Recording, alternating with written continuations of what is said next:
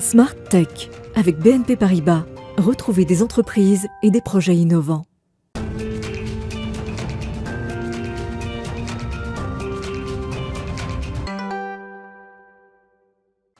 Bonjour à tous et bienvenue dans Smart Tech, l'émission que vous regardez sur la chaîne Bismart à 11h en direct tous les matins.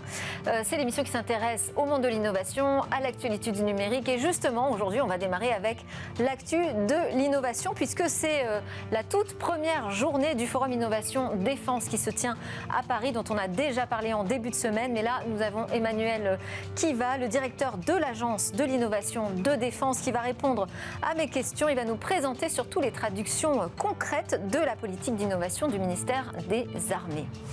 Et puis ensuite, on retrouvera notre rendez-vous mobile business avec cette question. Le smartphone, ses nouveaux usages, mais aussi ses nouveaux acteurs économiques, eh bien, jusqu'où peuvent-ils chahuter les modèles des banques? Et puis, le cœur de cette émission, eh bien, lui sera consacré au débrief de l'actualité, une actualité très chaude, ce qui fait qu'on a dû d'ailleurs déplacer ce débrief pour avoir toutes les interventions possibles. On commentera notamment le départ annoncé précipitamment hier soir du PDG d'Orange avec au téléphone le président d'Infranum qui nous le commentera. On aura aussi au téléphone Amazon pour parler de ce début du Black Friday 2021, comment se passe cette édition du point de vue du géant du e-commerce. Et puis on parlera évidemment d'innovation avec cette annonce, ce retour d'une rumeur autour d'une Apple Car qui pointerait son nez dès 2025. Et enfin, après tout ce débrief de l'actu, eh bien on conclura Smart Tech par une innovation dans le domaine des énergies renouvelables avec des panneaux d'éoliennes géants. Mais tout de suite, donc, c'est l'interview sur les projets très concrets de l'armée française.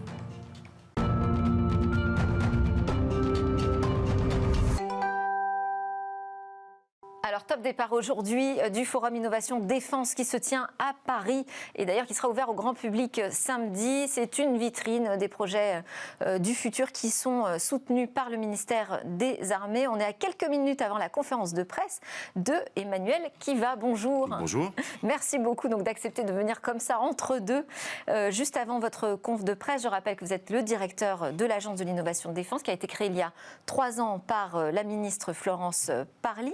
Alors déjà, première question, quels sont ces grands enjeux de l'innovation dans le domaine de la défense ? Alors aujourd'hui, force est de constater que l'innovation, c'est pas un luxe, c'est une nécessité qui s'impose à nous. Pourquoi ? Parce qu'il y a des nouvelles conflictualités qui apparaissent. Alors, on parle beaucoup de l'espace, de ce qui se passe au-dessus de nos têtes, mais également, il faut regarder ce qui se passe au fond des mers. Et puis, la lutte dans les champs immatériels. Et on voit bien que aujourd'hui, il faut innover pour rester dans la course et ne pas se faire déclasser. Et puis, il y a des ruptures technologiques qui vont arriver, qui sont loin d'être anodines pour nous. Je pense par exemple au quantique, où il y aura un avant et un après, et ça nécessite de sans arrêt innover. De cyberprotection ? En matière de cyberprotection, en matière de radar, en matière de senseurs. Donc nous, on est très intéressés par les senseurs quantiques. Des capteurs ? Des capteurs qui nous permettent par exemple de nous situer à la surface du globe sans avoir besoin de se connecter à quoi que ce soit, ou de détecter également des avions ou des vaisseaux. Donc c'est des choses qui aujourd'hui peuvent paraître un peu comme de la science-fiction, mais qui demain seront extrêmement prégnantes, et les pays qui les maîtriseront auront un avantage significatif sur les autres. Alors justement, avec une agence de l'innovation créée il y a 3 ans seulement, on en est où sur l'innovation dans l'armée ? C'est quelque chose qui prend en ce moment, qui est en train de prendre ? Alors l'innovation, elle a toujours pris. C'est l'ADN des armées. Il y a toujours eu de l'innovation, à la fois dans les armées, à la Direction générale de l'armement. Ce que la ministre a créé il y a 3 ans, c'est finalement un chef d'orchestre. C'est un moyen d'avoir un catalyseur de l'innovation et de regrouper au sein d'une même agence tous les moyens permettant d'accélérer l'innovation. C'est que la loi de programmation militaire, elle est passée de 730 millions d'euros à 1 milliard d'euros consacrés à l'innovation en 2022. Et ça, c'est pas fait pour faire comme avant avec plus d'argent. Donc ce qui nous intéresse, c'est de pouvoir certes aller plus loin, financer plus de deep tech, mais également plus de projets nous permettant de nous préparer à nos futures capacités, le porte-avions de nouvelle génération, le système de combat aérien du futur, mais également d'aller puiser dans l'écosystème civil de l'innovation des solutions, des technologies qui sont d'intérêt défense. Ça, c'est nouveau, c'est le fait de le structurer est nouveau. Et d'ailleurs, nous avons créé un guichet unique pour tous les innovateurs qui ne savent pas à qui s'adresser au sein du ministère des Armées, qui est compliqué. Voilà, c'est un ministère qui est un peu complexe. Eh bien, ils ont une page web qui leur permet en quelques pages, en quelques paragraphes ou simplement une requête de se dire, finalement, voilà mon innovation, est-ce qu'elle vous intéresse ou pas? Et le cas échéant, comment je peux faire pour travailler avec vous? C'est ce qu'on fait aussi au forum, en s'ouvrant vers le grand public et vers tous les industriels, qu'ils soient petits ou grands, qu'ils soient start-up ou des groupes industriels de défense ou hors défense. Et donc ça, c'est quelque chose, effectivement, c'est une dynamique qui est un petit peu nouvelle et qui s'accompagne d'autres initiatives, comme par exemple, il y a quelques mois, la création du Fonds Innovation Défense du ministère des Armées de 200 millions d'euros pour investir dans des sociétés duales. Et alors cet écosystème autour de l'armée, aujourd'hui cet écosystème de technologie, il a quelle taille? Il ressemble à quoi? Mais en fait, nous avons un premier cercle des entreprises et des start-up qui travaillent avec la défense, mais au-delà de ça, un équipementier automobile, une start-up dans le domaine de l'énergie ou de la santé, elle a vocation, le cas échéant, à travailler avec nous. On a fait notre travail, c'est-à-dire d'aller solliciter les start-up, d'aller scanner un petit peu cet écosystème pour vous donner une idée. Uniquement français? Alors non, pas uniquement français, mais en France, par exemple, depuis la création de l'agence, nous avons recensé à peu près 800 start-up d'intérêt défense, dont une grande partie, à peu près 300 start-up, ont été reçues au ministère pendant 1h30, 2 heures. Donc on ne parle pas de pitch dans un ascenseur, on parle véritablement d'un travail d'analyse, ce qui constitue aujourd'hui notre vivier d'entreprises susceptibles de travailler avec nous. Et effectivement, on regarde les choses sur le plan également international. Aujourd'hui, vous aviez une délégation de Singapour qui est présente sur le salon. Le prince du Danemark est présent également. Nous avons des accords, évidemment, avec différents pays, qu'il s'agisse des pays européens, mais aussi d'autres pays avec qui on a des accords de gouvernement à gouvernement, justement pour aussi faire de l'innovation ouverte et s'adresser aux communautés d'innovateurs des différents pays. Alors, qu'est-ce qu'on va trouver dans cette 3e édition du Forum Innovation Défense à Paris? Qu'est-ce qu'on peut y voir d'intéressant? Alors d'abord, on est très content parce que la 2e édition avait été faite uniquement en virtuel, mais vous pouvez retrouver ce qui a été présenté sur Internet. La première édition, c'était en novembre 2018. On avait fait voler un homme au-dessus de la scène. Et cette fois-ci, vous allez pouvoir retrouver... Alors le clou du spectacle cette année? Oh non, il n'y a pas de clou du spectacle, il y a tout un panel de clous. D'accord. Voilà, vous allez pouvoir trouver effectivement des innovations, je pense j'en parlais dans le domaine de la santé, avec des innovations thérapeutiques pour le traitement des grands brûlés, par exemple, qui est quelque chose sur lequel on est extrêmement attentif au ministère des Armées. Vous allez pouvoir voir un drone biomimétique qui est intéressant, c'est un petit drone mais qui bat des ailes comme un oiseau, qui est beaucoup plus discret, qui est beaucoup plus léger. Une libellule? Comme un petit oiseau. Voilà. Oiseau, on fait aussi dans le poétique au ministère des Armées. Vous allez pouvoir voir comment on peut utiliser des lasers pour neutraliser des drones hostiles.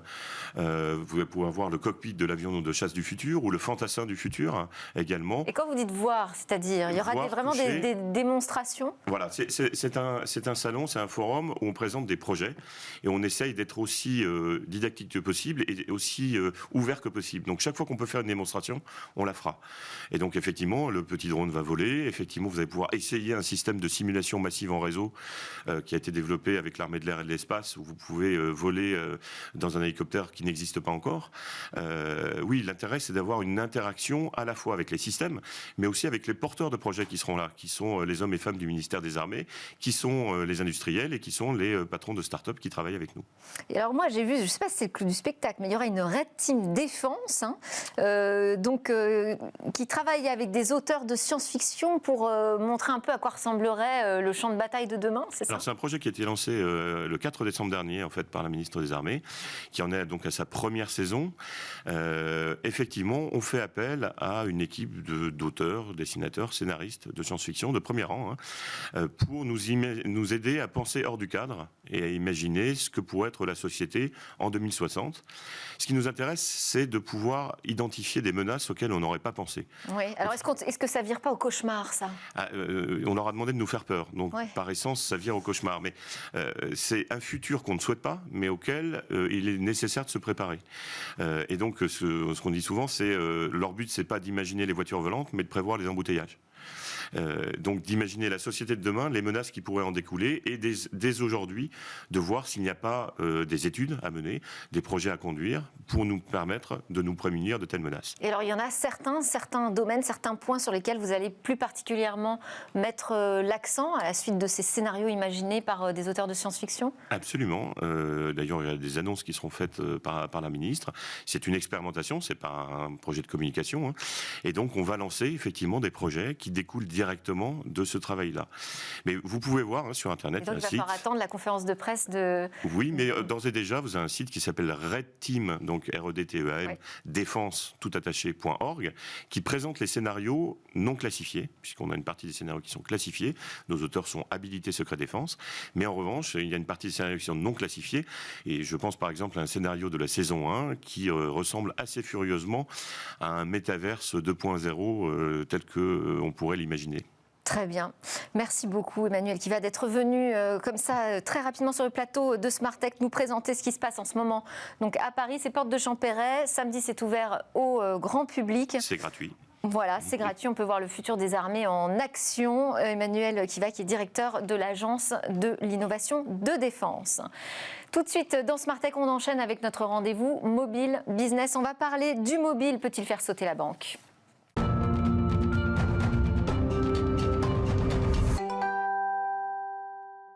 Le rendez-vous mobile business est évidemment avec Jérôme Bouteiller, le fondateur d'écranmobile.fr. Bonjour Jérôme. Bonjour Delphine. Alors, votre sujet aujourd'hui concerne le secteur bancaire avec cette question, le mobile et les néobanques. Pourraient-ils remplacer les banques traditionnelles ? C'est une question d'ailleurs que vous étiez déjà posée l'année dernière, il me semble, non ? Tout à fait Delphine, on avait effectivement abordé le sujet d'Ant Financial, la néobanque du groupe Alibaba qui à l'époque visait une introduction boursière record de 300 milliards de dollars, ce qui en aurait fait probablement l'une des plus grandes banques du monde. Malheureusement pour eux, Pékin a mis son veto à cette introduction en bourse. La valorisation boursière d'Ant Financial et de Alibaba a fondu et Jack Ma, le fondateur des deux groupes, aujourd'hui fait profil bas. Néanmoins, au-delà des difficultés d'Ant Financial, le secteur des néobanques effectivement est un secteur en très très forte croissance et il pourrait bousculer, voire menacer les banques traditionnelles. Alors quels sont les derniers chiffres justement ? Alors il y a une étude qui a été publiée il y a quelques jours par App Annie, qui est un spécialiste de l'univers applicatif et qui nous explique que le monde des téléchargements d'applications financières connaît de très très gros volumes de téléchargements. On parle de 1,47 milliard sur les derniers mois pour l'ensemble des applications financières et 264 millions pour les seules néobanques. Alors c'est des volumes de téléchargement qui représentent moins de 1% du global, mais ce qui est intéressant, c'est les tendances avec des très forts taux de croissance supérieurs au marché. Et on voit des croissances notamment très très fortes dans des pays comme l'Indonésie, la Chine, le Brésil et même l'Inde qui a quasiment à elle toute seule représente plus de la moitié de ces téléchargements. Et en France ? Alors, il y a des chiffres pour la France. Alors, en termes d'usage, les grandes banques traditionnelles françaises continuent de dominer les classements. Le Crédit Agricole, la Caisse d'Épargne ou encore la Banque Postale sont dans le trio de tête. Pas de révolution pour l'instant. Pour l'instant, mais juste derrière, justement, on commence à voir arriver des entreprises comme PayPal qui sont par contre numéro 1 en téléchargement. Donc, juste en seconde position sur les usages, mais déjà en première position sur les téléchargements. Donc, on peut anticiper à court terme un changement. Et puis, juste derrière Lydia, il y a aussi juste derrière PayPal, il y a aussi Tricont, Lydia ou encore Paylib, qui elles sont devant les banques traditionnelles. Donc c'est en train de changer. Et la France se classe deuxième mondial des pays comptabilisant le plus de téléchargements de néobanques, avec 13% de part de marché au niveau mondial, devant les États-Unis. Donc il se passe quelque chose en France. Et alors comment vous expliquez, vous, ce succès des néobanques ? Alors il y a 3 grandes explications. La première, c'est le coût. Les néobanques ont de petites équipes, n'ont plus d'agences, et donc elles sont capables d'être très compétitives, gratuites pour le grand public, et avec des frais en général très faibles pour les professionnels. Le deuxième aspect, c'est l'ergonomie, l'UX. Elles ont été pensées pour fonctionner sur le mobile. On peut tout faire depuis une application, depuis son smartphone. Évidemment, c'est très, très pratique. Le troisième avantage, c'est que souvent, ces néobanques ont fait le virage des crypto-monnaies sur lesquelles les banques traditionnelles tardent un petit peu à se déployer. Et il y a un vrai engouement. On peut citer des spécialistes comme, à nouveau, PayPal, Binance, Crypto.com ou encore Coinbase, qui font aussi partie des plus grands téléchargements au niveau mondial. On voit que c'est une tendance, c'est pas forcément encore totalement dans les usages du grand public, les cryptos. Alors justement, ça pose la question du poids financier que représentent vraiment aujourd'hui ces néobanques. Alors il a littéralement explosé ces dernières années. Je vais vous donner quelques chiffres. N26, par exemple, les Allemands pèsent à peu près 9 milliards de dollars. Les Américains de Chime, 25 milliards de dollars. Les Anglais de Revolut, environ 33 milliards de dollars. Et les Brésiliens de Nubank, 55 milliards de dollars. On parlait d'Ant Financial en introduction. Leur valorisation a fondu, mais elle est encore de l'ordre de 150 milliards de dollars, ce qui la met quasiment au même niveau que des poids lourds de Wall Street comme Goldman Sachs ou Morgan Stanley, et 2 fois plus que le groupe français BNP Paribas. Et donc, on est clairement aujourd'hui dans un changement d'échelle. Alors, les géants bancaires mondiaux restent des groupes comme le chinois ICBC ou l'américain JP Morgan, avec des valorisations entre 300 et 400 milliards de dollars, mais plus rien n'interdit les néobanques désormais de rattraper ces grands groupes. Et d'ailleurs, on voit aussi les GAFA, dont les valorisations sont encore supérieures, s'intéresser à ce segment en investissant beaucoup dans le paiement, beaucoup dans la finance. On rappelle, pour terminer, que la finance, c'est à peu près 15% de l'économie mondiale.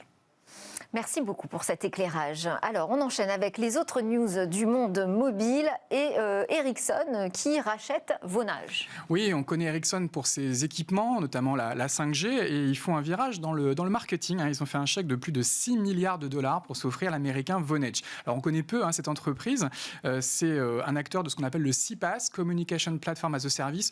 En gros, ça consiste à relier le système d'information des entreprises avec les mobiles des consommateurs au travers de SMS, de messagerie mobile, de voix ou de vidéo.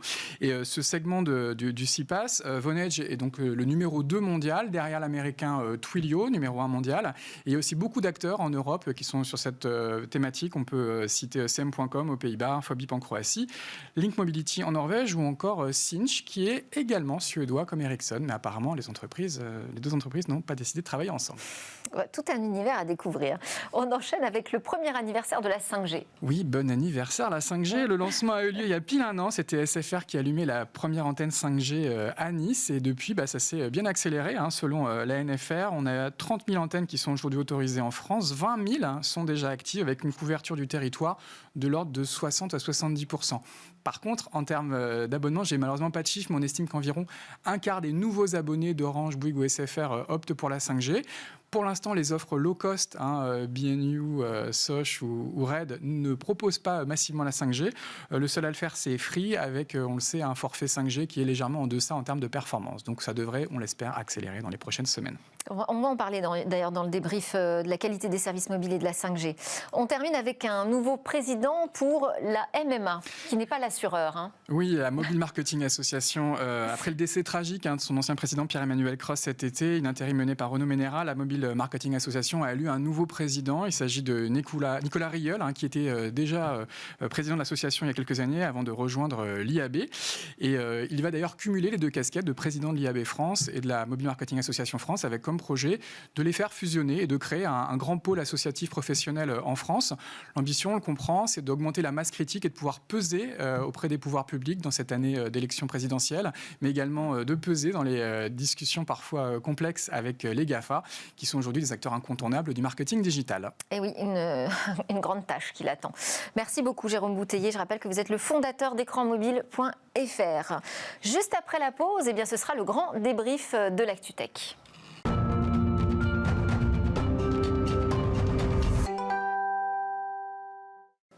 Et vous voilà de retour sur le plateau de Smart Tech que vous regardez sur la chaîne Bismart en direct dès 11h chaque matin. Alors dans cette deuxième partie de l'émission, on va retrouver notre zoom quotidien sur une innovation bien sûr. Mais d'abord, nous allons commenter l'actualité de la tech qui est assez mouvementée, je dois dire. Commentaire avec Alain Staron, le disrupteur, fondateur d'Amborella. Bonjour Alain. Et Mikim Chikwi qui est désormais une habituée aussi de Smart Tech, PDG Europe, Afrique et Moyen-Orient de Weborama. Et puis nous aurons également par téléphone Patrick Labarre, qui est le directeur de la marketplace Amazon.fr, pour faire un point sur ce Black Friday édition 2021 dans un contexte quand même de pénurie. Et nous aurons aussi au téléphone, je l'espère, ça tout dépend de l'heure d'arrivée de son train, Étienne Degas, président d'Infranum, qui nous parlera des années Stéphane Richard, puisque oui, donc Stéphane Richard, le PDG d'Orange, a annoncé sa démission au conseil d'administration hier soir. Alors, on commence ce débrief, avec un peu de projet qui nous emmène un peu plus loin que l'année 2022, puisqu'on parle de 2025 pour la naissance d'une Apple Car. On avait un peu oublié ce projet d'Apple de construire une voiture autonome, et puis ça revient sur le devant de la scène, Alain. Ça revient. C'est une fuite de plus. Apple, ils ont l'habitude de sortir le bon produit au bon moment. Clairement, la voiture autonome, c'est encore un peu tôt. Donc, Pourtant, il y en a un qui s'appelle Elon Musk qui est convaincu depuis des années Bien sûr, qu'il est temps de s'y mettre. Mais c'est pas parce qu'il est temps de s'y mettre. Enfin, il y a ceux qui essuient les plates, qui démarrent avec plein de... Elon Musk, on l'a dit l'autre fois, ils ont quand même eu quelques procès parce que la voiture marche pas encore si bien que ça. C'est vrai. Bref, la technologie est encore en phase de maturité et Apple l'a montré, que ce soit les iPods, l'iPhone, l'iPad, l'ensemble de ces produits, il les sort au bon moment et effectivement, il rafle le marché. Il rafle le marché parce que Attends, c'est pas fait, là, vous racontez déjà la fin de l'histoire. Oui, voilà, c'est vrai. On peut se tromper. Et ce qui est intéressant, c'est que à chaque fois, ils arrivent avec une UX fabuleuse, une promesse utilisateur un peu décalée et parfois un changement de paradigme. Donc c'est cet ensemble de choses qui fait que c'est passionnant. Aujourd'hui, ils disent rien, à part qu'ils débauchent tous les gars de toute l'équipe d'Elon Musk, de Tesla, et on n'en sait pas beaucoup plus. On voit des photos, la voiture est très jolie. Bon. Mais c'est toujours une voiture avec un volant, donc il y a un truc qui ne va pas encore, quoi. Moi, j'ai vu un prototype sans volant, sans pédale. Ah, très bien. J'ai vu un prototype sans volant, sans pédale. Alors, ils débauchent Elon Musk, mais ils ont un taux de turnover comme ils n'ont jamais vu. Parce que d'habitude, chez Apple, on ne bouge pas, on est fier du produit. Et le produit fait la com. Et il n'y a pas besoin finalement de marketing autour. Là, ils se disent peut-être qu'ils sont sur un terrain un peu plus glissant, donc ils anticipent, ils regardent comment ça peut se passer. Ce ne sont pas des professionnels de la construction automobile. Ça reste quand même une automobile avec, entre guillemets, tous les dangers, je ne vais pas faire peur, mais que ça comporte. Parce que une voiture autonome, puisque c'est ce qu'ils annoncent, après ils disent, bon, peut-être que ça ne sera pas si autonome que ça, on verra, on ajustera en fonction d'eux. Oui. Mais le dernier prototype que j'ai vu, c'est une sorte de carré. On est assis les uns en face des autres et il n'y a rien du tout. Donc ça, c'était... Bon, après, celui tout ceci n'est que fantasme, bien sûr, spéculation. mais je trouve ça assez sympathique, finalement, de voir que la tech progresse, l'intelligence artificielle progresse. Je trouve que c'est assez positif. Et ça veut dire aussi que vraiment, on a des acteurs qui viennent du monde des technologies, du numérique, qui se positionnent de manière très, très forte et donc de plus en plus nombreux sur ce secteur de l'automobile. Et je voulais vous faire réagir à une autre actu, vous allez me dire qui n'a rien à voir, mais c'est quand même ce secteur de l'automobile, c'est Ford et General Motors qui nous disent nous on va s'intéresser aux semi-conducteurs. Tiens. Mais oui. Alors, juste pour la fin de la première chose, ça fait quand même quelques années qu'au CES, on voit des grands de l'électronique grand public se lancer dans la voiture. Oui. Il y a Samsung, il y a les LG qui sortent ils disent en fait la voiture c'est un cockpit sur roue. Tesla disait la voiture c'est un iPad, enfin une tablette sur roue. Tesla d'ailleurs Elon Musk a voulu vendre Tesla à Apple il y a quelques années. Et puis il y a la voiture et puis il y a le taxi volant. Enfin, c'est effectivement. Autonome. Donc juste pour terminer là-dessus quand même, la voiture autonome, elle porte dans ses gènes la possibilité de ne plus avoir besoin d'acheter une voiture. Autrement dit, ça ne serait plus une voiture qu'on possède, c'était un service qu'on prend. Oui. Donc pour Apple, c'est un truc un peu nouveau. Alors ils veulent vraiment aller vers le service, mais c'est plus un service porté par un produit que je vends à chacun des particuliers, c'est autre chose. Donc là, le business model n'est pas super clair. Ils ont pas shifté vers un business model qui est à la Lyft ou à la Uber, etc. Tout à fait, parce qu'ils disent que possiblement ils vont commercialiser comme une voiture individuelle. C'est le grand sujet. Voilà, ils n'ont pas encore annoncé ce qu'ils allaient faire. Mais pour revenir sur les composants, les constructeurs plus traditionnels, qui eux s'intéressent aux composants parce qu'ils ont besoin d'approvisionnement. Puisqu'ils s'approvisionnent pour 75% des produits dans une usine à Taïwan, avec tous les problèmes géopolitiques que Taïwan subit en ce moment. Donc le sujet est très compliqué. Donc ils essayent de relocaliser la production pour être un peu plus indépendants, et en tout cas moins dépendants de la Chine. Ils trouvent des bons partenaires pour ça. Alors, ils en ont listé, mais la question qu'on se pose, même sur la voiture, même sur Apple, pardon, la majorité de ces composants sont fabriqués en Chine et à Taïwan, ou en Asie, en Corée, au Japon. Bon. Quid? Alors, sur le côté composants, on est en train de relocaliser. Ça va prendre 2 ans. Ouais. Intel fait des usines, Samsung fait une usine, ça a dû annoncer hier ou aujourd'hui dans le Dakota, non, mais quelque part aux États-Unis. Oui. Bref. Donc, la relocalisation des composants est en cours. C'est Renault qui disait que 50% de la valeur d'une voiture sera logicielle. Si 50% de la valeur logicielle, le logiciel, il tourne sur des composants, des microprocesseurs, des choses vraiment dont on a besoin de composants. Maintenant, quand vous regardez un PC, je ne sais pas quelle est la part de la valeur du PC qui est dans les composants, mais elle est énorme. Autrement dit, le fabricant de PC, il fait un peu d'habillage autour d'un cœur qui ne lui appartient plus. Donc si on dit d'une part le moteur est électrique, donc il coûte 10 fois moins cher qu'un moteur thermique, point numéro 1, et mes experts ancestraux sur le thermique n'ont plus de valeur, très bien. Si d'autre part on dit que toute la valeur ajoutée, elle est électronique, effectivement, il y a des questions à se poser si on veut pas rester juste le carrossier. Sauf que les deals qu'ils sont en train de faire ne sont pas des deals de rachat, d'intégration verticale. C'est des deals de partenariat. Oui, on ne peut pas changer de métier du jour au lendemain non plus. Alors, nous, on va changer de sujet en revanche, puisque j'ai en ligne avec moi Patrick Labarre, le directeur de la marketplace Amazon.fr. Est-ce que vous nous entendez bien en plateau? Bonjour. Oui, bonjour Delphine. Merci de prendre un peu de temps pour nous parler de ce Black Friday 2021. Ça m'intéressait de savoir comment ça démarrait, puisque finalement c'est demain, mais en fait ça a déjà démarré ce Black Friday. Comment ça se passe aujourd'hui? Est-ce qu'il y a un rythme d'achat accéléré par rapport à la saison précédente par exemple? Alors, vous savez, il est un petit peu tôt pour le dire, mais on est ravis effectivement de confirmer que l'événement Black Friday d'Amazon a déjà démarré aujourd'hui à minuit et il vient clôturer une semaine de promotion qu'on a lancée effectivement lundi dernier. Donc, on va voir les résultats, mais on a préparé des milliers d'offres et de bonnes affaires pour nos clients et en particulier, vous le savez, des milliers d'offres sur les TPE et PME françaises. Elles sont aujourd'hui 13 000 à vendre sur Amazon et on invite les clients, bien sûr, à venir se donner des idées de cadeaux pour leurs proches et aussi découvrir ces TPE et PME dans les différentes boutiques. Des cadeaux made in France peut-être sous le sapin cette année un peu plus que d'habitude, on verra. Les prix sont pas un peu plus élevés aussi que d'ordinaire, justement du fait de ce contexte de pénurie mondiale? Alors, on n'a pas vu encore et Black Friday, c'est au contraire l'occasion de proposer des offres au meilleur prix et donc de faire des économies. Il y a effectivement des tensions sur la supply chain, sur les matières premières, etc. Aujourd'hui, on ne l'a pas vraiment vu se refléter dans l'offre ou dans les prix. D'accord. En termes de produits, quels sont les produits phares qui partent là pendant le Black Friday? Ouh là là, il est trop tôt pour le dire et vous savez, Amazon en France, Amazon.fr, c'est plus de 400 millions de références produits différentes, donc chacun peut y trouver son bonheur. Traditionnellement, c'est sûr, l'épicerie, les jeux, les jouets, mais aussi la cuisine à la maison, l'hygiène, la santé, enfin les vêtements, toutes les catégories sont très fortement sollicitées au moment de Black Friday et j'ai pas les dernières tendances à vous livrer. Et en termes justement d'approvisionnement, de livraison, est-ce qu'on risque d'avoir des tensions ou des rallongements des délais? Aujourd'hui, on le voit pas. Et pour les clients qui commandent, non, bien sûr, Amazon s'engage à livrer vite, très vite même.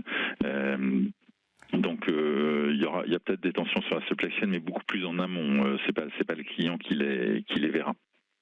D'accord. Merci beaucoup. Je vais vous laisser retourner parce que c'est quand même un jour assez chaud pour vous, j'imagine, aujourd'hui. Top départ du Black Friday sur la marketplace Amazon.fr. Merci beaucoup, Patrick Labarre. Un mot sur ce Black Friday cette année? Vous vouliez dire quelque chose là-dessus? Je trouve que Black Friday, c'est un peu Est-ce que c'est la préparation de Noël? Pour moi, c'est la stratégie FOMO, Fear of Missing. Fear of Missing Out, pardon pour le O, qui manque. Donc voilà, il y a cet engouement shopping. Ça a perdu un peu de magie. Je trouve, enfin, moi j'ai vécu aux États-Unis, Black Friday après le Thanksgiving, il y avait une magie, quelque chose. Là, je trouve que c'est un peu perdu de magie et je trouve que c'est dommage. Et en même temps, l'e-commerce a complètement shifté. Il y a une croissance phénoménale, donc c'est plutôt positif. Je pense que le Covid ou la Covid a changé les habitudes de consommation, donc c'est important. Et après, ça sur Weborama, vous regardez au plus près, justement, on le voit, on le voit, mais en fait, le comportement, l'insight de fond, le comportement qui précipite sur ces achats, c'est ce comportement d'avoir peur de manquer. Voilà, le fameux FOMO. Oh, voilà, il y a cette promo, et si je la manque, qu'est-ce qui va se passer dans ma vie? On enchaîne avec l'autre sujet, c'est un rapport sur la qualité des services mobiles qui a été publié par l'ARCEP, donc le régulateur des télécoms. Ça permet de faire un bilan sur l'année écoulée, donc un premier aussi bilan sur la 5G. Ce qu'on constate globalement, c'est que la qualité mobile progresse plutôt bien en France. Voilà. Alors, est-ce que c'est en résonance avec ce que ressentent les utilisateurs? Ça, je ne sais pas. Mais on voit aussi que sur les débits, ça s'est accéléré, y compris sur la 4G. Alors, pas forcément chez tous les opérateurs. On n'a pas la même promesse sur la 5G encore aujourd'hui. Enfin, moi, ce que je comprends, c'est que la mesure ne donne pas la même chose. Après, la 5G, c'est un réseau qui permet de fonctionner un peu différemment. Et donc, il y a un débat en ce moment avec Free en particulier, qui dit que lui, il utilise le multiplex absolu quand l'ARCEP décide de mesurer juste un seul flux. Donc, forcément, il est désavantagé. C'est ça. En fait, il y a le choix entre couvrir un maximum de territoire avec un maximum d'antennes ou se concentrer sur les puissances les plus importantes pour offrir le plus de débit. C'est là où on voit les différences. Ouais. Alors après, j'ai envie de dire, c'est une des dernières fois qu'on va s'intéresser comme ça à cet observatoire. Ouais. Pour quelle raison ? En fait, d'une part, on utilise de plus en plus de données, mais d'autre part, nos objets se mettent à utiliser des données. Et c'est une bonne nouvelle, ça va relâcher notre temps de cerveau, parce que honnêtement, moi j'en ai plus, Fedé, je ne savais même pas que c'était maintenant. Bref, donc, ça veut dire quoi ? Ça veut dire que les objets vont se mettre à utiliser toutes ces fréquences. Et c'est là que la 5G est une excellente nouvelle, parce que dans les objets, il y a les robots qui permettent d'améliorer l'agriculture, le rendement de l'agriculture. Donc c'est juste excellent pour l'écologie, c'est juste un message. Bref. Et ça veut dire quoi ? Ça veut dire qu'il va falloir commencer à se poser la question, non pas de mesurer ce qu'on constate avec nos appareils directs, mais ce que constatent les objets qui nous rendent service. Voilà. Et donc, utiliser les nouvelles normes qui sont sorties.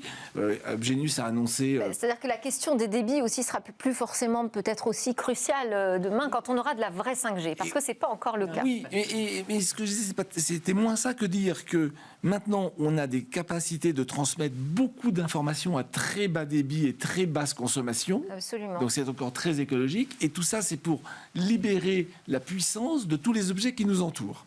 Donc, un truc qui vient de sortir, c'est Obgenus, qui est le premier en France à dire « je suis LTEM et NB-IoT ». Alors, ça peut paraître du charabia à tout le monde, mais quand on parle de Sigfox, la fin de Sigfox, c'est LTEM et NB-IoT. Voilà. Donc, maintenant, c'est acté. Ce sont les standards mondiaux. C'est ce qui permet de multiplier les objets connectés. Mais ça, on peut faire confiance à l'ARCEP pour nous mesurer très prochainement la qualité Exactement. de ces réseaux à bas débit. Et les usages. Et les usages. La question, c'est que les usages sont plus des usages directs. C'est ma machine à laver qui va avoir son propre usage. Donc, voilà. Alors, je vous propose, puisque ce qu'on peut dire quand même globalement de ce rapport sur la qualité des services mobiles, ce qu'il en ressort, c'est quand même que Orange, l'opérateur historique, est plutôt le très bon élève sur à peu près toutes les questions qui ont été abordées dans ce rapport. Donc, ça me fait une transition excellente pour passer la parole à Étienne Degas, donc, qui est au téléphone avec nous. C'est le président d'Infranum. Infranum, c'est en fait une fédération de la filière infrastructure numérique, ça va des fabricants de câbles jusqu'aux opérateurs en passant par les installeurs, les équipementiers. Étienne Degas, bonjour. Je voulais vous entendre en particulier réagir à l'annonce de la démission de Stéphane Richard hier soir au conseil d'administration d'Orange à la suite de l'annonce de sa condamnation à 1 an de prison avec sursis dans l'affaire Tapi.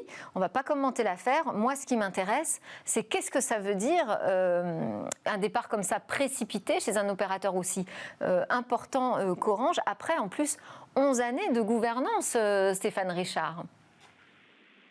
Voilà, alors déjà effectivement, je ne commenterai pas la décision de justice, mais pour Orange, la transition était quelque part déjà en cours, puisque comme vous le savez, son mandat, qui était le 3e, arrivait à échéance.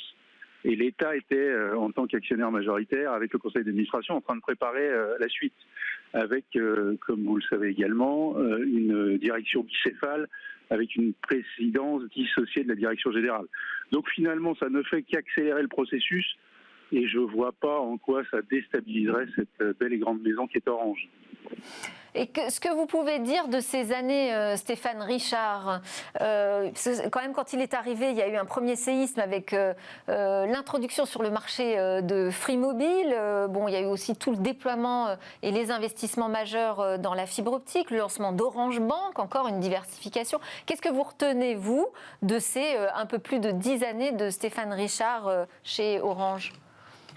Alors, la première chose que je retiens déjà, c'est qu'il a pacifié France Télécom, puisque vous vous souvenez qu'il est arrivé après quelques suicides de salariés de France Télécom, et il a réussi assez rapidement en prenant la tête d'Orange à pacifier l'entreprise, et c'est pas moi qui le dis, c'est les salariés d'Orange. Après, pour moi, le plus gros marqueur de ces 11 années de présidence, c'est quand même l'investissement massif dans la fibre optique. Il est le seul opérateur en Europe à taille comparable à avoir autant investi dans la fibre optique parce que c'est une réelle croyance chez lui que la fibre optique est effectivement l'avenir. Et aujourd'hui, c'est facile à dire, hein, mais il fallait, au moment où il a pris la décision d'investir massivement, convaincre tout le monde et notamment les marchés. Mais j'imagine qu'on y reviendra. Sinon, sur la diversification ou les diversifications, il y a l'Afrique notamment, hein, où Orange est devenu assez puissant, pour pas dire très puissant. C'est, je crois, plus de 2/3 de la croissance d'Orange à l'heure actuelle, le continent africain. Et il y a, vous l'avez cité, Orange Bank. Orange Bank est finalement la suite logique de ce que Orange a créé en Afrique avec Orange Money. Et c'est tout simplement la transcription en France de ce qu'Orange a fait en Afrique. Alors après, est-ce que c'est un succès, pas un succès, 1,6 million de clients, je crois, avec des qui sont peut-être un peu supérieurs. Mais dans tous les cas, c'est une diversification notable et qui est forcément valorisable, même si, encore une fois, les investisseurs financiers, vu le cours de bourse, n'ont pas l'air de valoriser Orange Bank comme une diversification au sein d'Orange. Effectivement. Alors, Stéphane Richard a tweeté hier soir, assez tard d'ailleurs, pour dire au revoir à ses équipes. Hein. Il y a toutes mes chères équipes d'Orange qui m'ont témoigné aujourd'hui leur soutien et leur affection. Je veux dire ma profonde gratitude, la fierté que j'ai éprouvée tout au long de ces 11 années à être leur capitaine dans les bons et les mauvais jours. Parce qu'il y a eu aussi quand même des mauvais jours. Hein. On a d'ailleurs en tête très récemment cette panne nationale sur les numéros d'urgence. Et vous, en tant qu'Infranum, vous êtes particulièrement préoccupé par la question de couverture des territoires, par le terrain. Comment vous percevez l'action d'Orange avec Stéphane Richard à sa tête sur ces sujets ? Déjà, je reviens sur la fibre. Hein. C'est quand même lui qui a assumé le virage. Alors le virage d'abord sur ce qu'on appelle les zones très denses et les zones moyennement denses, avec le fameux appel à manifestation d'investissement. Mais il a également pris un pari qui était absolument pas évident pour Orange, qui était d'aller exploiter des réseaux qui lui appartiennent pas, c'est-à-dire les réseaux des collectivités territoriales au travers des fameux réseaux d'initiative publique, puisque les réseaux d'initiative publique appartiennent aux collectivités locales, qui aux régions, départements, et Orange sous forme de délégation de services publics, de concession ou d'affermage, exploite aujourd'hui ces réseaux et ces réseaux qui lui appartiennent pas. Et donc c'est vraiment pour moi, une des avancées majeures du mandat de Stéphane Richard, d'avoir accepté le principe d'exploitation de réseaux détenus par des tiers. Alors, Stéphane Richard, son départ sera opérationnel véritablement d'ici la fin, ou plus tard en tout cas le 31 janvier 2022. Mais je sais que vous, Étienne Degas, vous allez aussi quitter la présidence d'Infranum pour de toute autre raison, vous allez sans doute nous expliquer. Mais dès le 9 décembre, quels sont les chantiers que vous laissez à votre successeur ? Alors il y en a un certain nombre. C'est d'abord la complétude, puisque nous avons aujourd'hui rendu au 30 juin 2021 deux tiers de locaux raccordables dans notre pays. Il y a simplement un tiers des locaux qui sont raccordés, qui sont donc clients à la fibre optique. Donc il y a encore énormément de travail à faire, même si effectivement le TGV est lancé à 300 km/h et on ne l'arrêtera pas. On ira bien fibrer, alors pas 100%, mais 99% du territoire d'ici 2025. Donc ça, c'est le premier des chantiers. Le deuxième, c'est évidemment le déploiement de la 5G. Vous en parliez juste avant. La 5G, comme vous le savez, on en est au début de l'histoire. Donc là, il y a un grand gisement pour nous, pour les entreprises membres d'Infranum, de chiffre d'affaires et évidemment d'emploi. Il y a le décommissionnement du réseau cuivre d'Orange, qui est un sujet assez vaste, puisque vous savez qu'on a ce fil de cuivre qui relie l'ensemble des locaux de notre pays et qu'il va bien falloir déposer une fois que la fibre sera déployée sur les territoires à 100%. Et c'est un grand chantier pour lequel d'ailleurs Stéphane Richard a lancé ce chantier il y a quelques semaines, il y a quelques mois, avec lequel l'ARCEP et le gouvernement devront également se prononcer et c'est pour nous... Et d'ailleurs, Étienne Degas, normalement, Stéphane Richard devait tenir une conférence sur justement l'organisation de la fin du cuivre, donc je ne sais pas s'il le fera demain avec l'AVICA. Je vous remercie, on arrive à la fin du débrief de l'actu. Merci beaucoup d'avoir pris le temps de commenter cette actualité avec nous au téléphone. Étienne Degas, donc président d'Infranum. Merci aussi à Alain Staron, fondateur d'Amborella, et à Mikim Chikli, qui est venu aussi exprès en plateau pour commenter l'actu, PDG Europe, Afrique, Moyen-Orient de Weborama. À suivre dans Smart Tech, on parle de demain.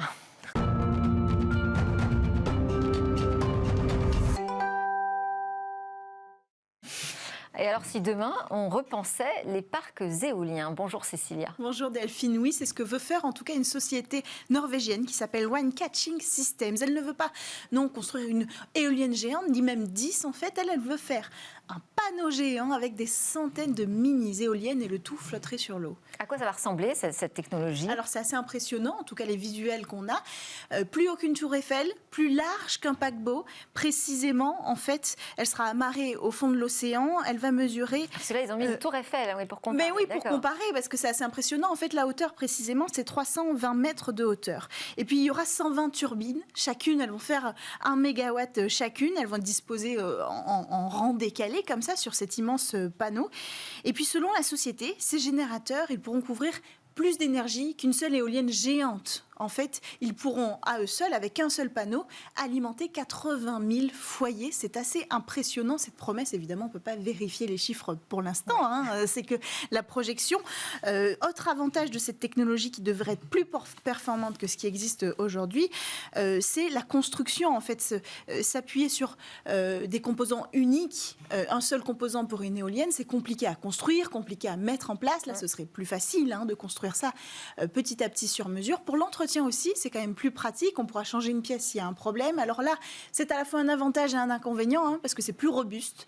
Une seule énorme pièce, il y a beaucoup moins de pannes sur une éolienne géante, en tout cas de pièces à changer, que sur ces panneaux-là. Donc on n'est pas sûr que ce soit un avantage. Mais par contre, ça va rallonger la durée de vie de ces panneaux qui devrait être à peu près de 50 ans contre 30 ans aujourd'hui pour les turbines qui existent aujourd'hui. Est-ce qu'on sait quand on peut démarrer la fabrication? Alors, c'est en place. L'objectif pour eux, c'est de terminer les tests d'abord de leurs prototypes qui n'ont pas encore été dévoilés.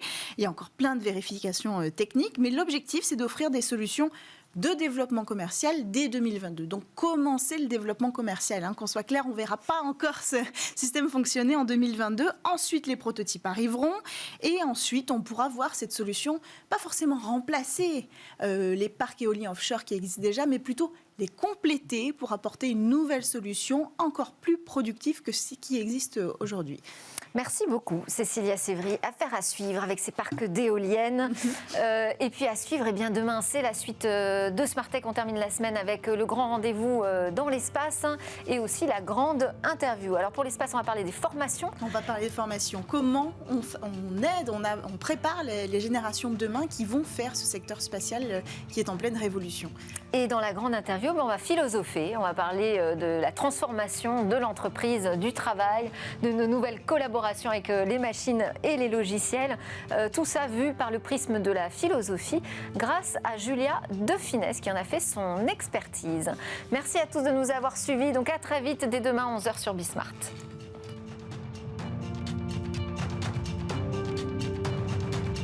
Smart Tech avec BNP Paribas. Retrouvez des entreprises et des projets innovants.